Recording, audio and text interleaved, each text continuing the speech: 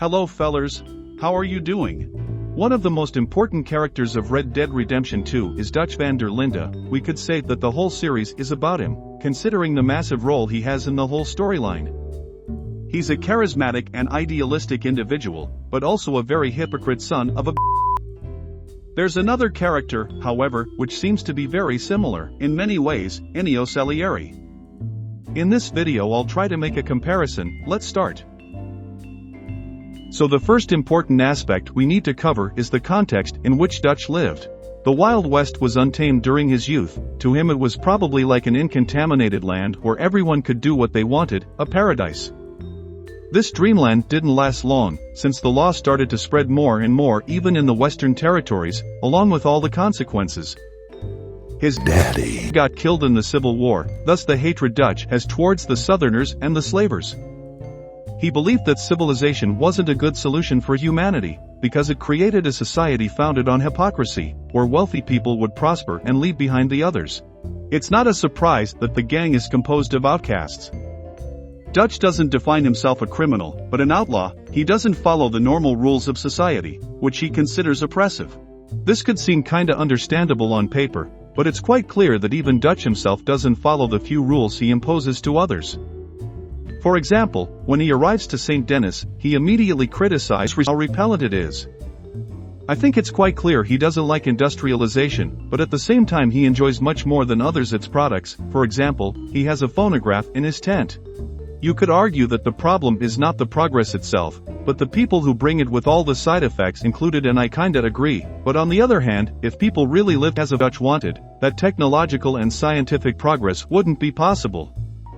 Dutch implies that freedom is the most important thing, but with his criminal activity he takes it away from others, by robbing, sabotaging and, of course, killing. The gang's first years, they tried to be helpful, robbing banks and giving everything to the poor. This, however, doesn't change the fact that he stole that money. He would say that it's not a problem since he took it from people who didn't deserve it, but how can you really know? What power does he have to decide whether someone can be robbed or not, whether someone can be killed or not? So, throughout the years, his principles began to be more self-centered. If you follow them, you deserve respect. If for whatever reason you don't agree with him, you're either an enemy or a neutral person who can be disposed of if it becomes necessary, which is what happened to Heidi McCourt. Now, I don't want to make a full Dutch analysis, maybe I'll do it in another video, but you can see, since the very beginning of Red Dead Redemption 2, how much his mental health downgraded to a point where he didn't even know why he was killing anymore. This aspect cannot be overlooked because, in my opinion, it exacerbated an already difficult situation and created the monster we see in RDR1. Dutch is responsible for what he did, sure, but can we say that he would have behaved the same way if he was mentally stable? Honestly, I think the contrary is more likely. But let's leave this for later and focus on Salieri. He lived in a totally different ambient compared to Dutch, although we don't really know in which part of Sicily he was born, probably a rural locality, unless he grew in Palermo or some other important city. He's probably never believed in the savage utopia Dutch always talked about, but this doesn't mean he didn't find a way to avoid rules too. Being a mafia member, Salieri organizes his criminal activity with the purpose to create a parallel illegal state into a real one. I mean, that's how mafia works. To do that, he respected a solid hierarchy. Notice how different this is from Dutch's gang, where, at least on the surface, everyone was equal, going more and more upward until he became the boss by killing the previous one, Don Peppone, who was probably also his mentor. Salieri created also a sort of tax system, the classic mafia pizzo, or racket.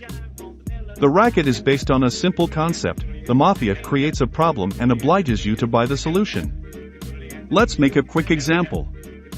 Luigi has a little shop. One night someone destroys half of his goods and steals the money from the cash register. Some days after, a guy pops in the shop making Luigi an offer he basically can't refuse. In exchange of a little monthly tax, he will take care of his shop, making sure that Noon robs it. Luigi gladly accepts, but months later the situation gets bad for him, because the mysterious guy now wants more money and beats him up whenever he can't pay. And there's another scam: the guy who robbed the shop in the first place is the same that wants the money. Again, create a problem, make people buy the solution. Despite all of this, Salieri seems to have a moral code, although twisted, like every mafia moral code. For example, people have to follow Omerta. They can't talk about the organization and they need to be loyal to him, otherwise, well, you know. Another rule is that they can't trade drugs because Salieri doesn't want to, quote, poison his people. Well, if you are thinking that Salieri might have some redeeming qualities, wait a minute. The first time we see Salieri showing his true colors is when he beats up Carlo to death. Not only that, he basically destroys his whole skull just because he was angry.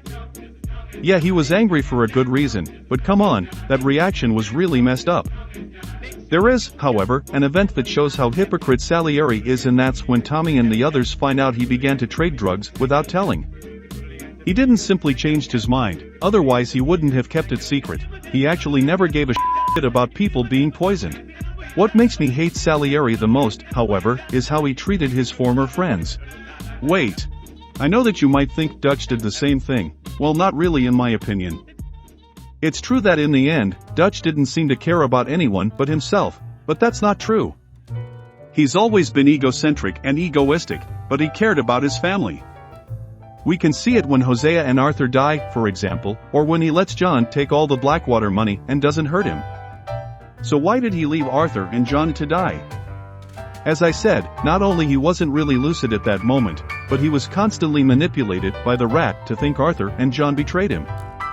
He was pretty much convinced about it throughout all chapter 6, and he had the false confirm in this moment. Insist.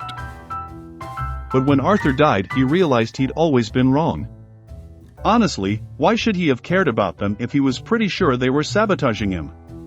It's like if he had a conflict of interest, because in the mission right before this one, Dutch literally saves Arthur with no apparent reason apart the fact he cares for him. Arthur was more an obstacle to him at that point. He could have shot him in the water and Noon would have noticed. He could have even faked a faint and let him drown by himself, but he didn't. And why did he abandon him right after? I think it's specifically because of this dualism. On one side he saw Arthur and John as sons and didn't want to abandon them, but on the other he saw two traitors that were trying to destroy the few things that remained to him. As I said earlier, would he have done all of this if he was in a better condition? Salieri, on the other hand, has no excuse. It's true that Frank betrayed him, but he didn't even try to understand his reasons. He just plain sent Tommy to do the dirty work.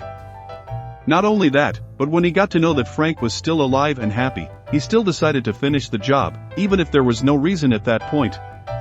Oh, and he also killed his whole family because yeah, that's how mafia works. With Polly and Tommy is even worse, because they simply did something that he didn't want them to do and he murdered them for it. He could have found many more different solutions, but he chose violence. He was so vengeful that he sent someone to kill Tommy like more than a decade later. Say what you want about Dutch, but he would have never done that, apart from avenging Arthur by killing Micah. But come on, who doesn't want to kill Micah?